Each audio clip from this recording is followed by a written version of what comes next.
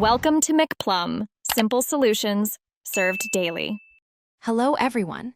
In this video, I will explain how to remotely start your GMC Yukon, making your daily routine a bit more comfortable. First, always ensure your Yukon is parked safely outdoors, never in an enclosed garage, to prevent exhaust buildup. Next, grab your key fob and locate the circular arrow button, which is your remote start control. Also, confirm your vehicle has enough fuel and no warning lights illuminated on the dashboard. To activate the remote start feature, begin by pressing the lock button on your key fob one time. This ensures your vehicle is securely locked. Immediately after, press and hold the circular arrow button for about 2 to 4 seconds. You will see the parking lights flash, indicating that your GMC Yukon's engine has successfully started.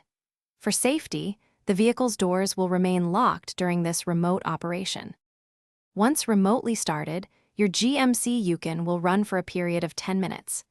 If you need more time, you can extend this by repeating the same sequence. Press the lock button once, then press and hold the circular arrow button for 2 to 4 seconds.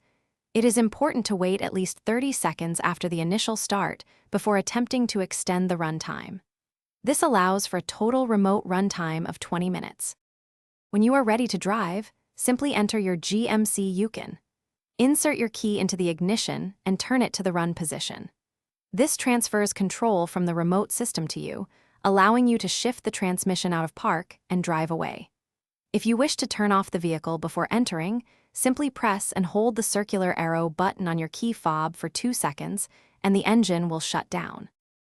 Thanks for watching. Stay juicy and subscribe.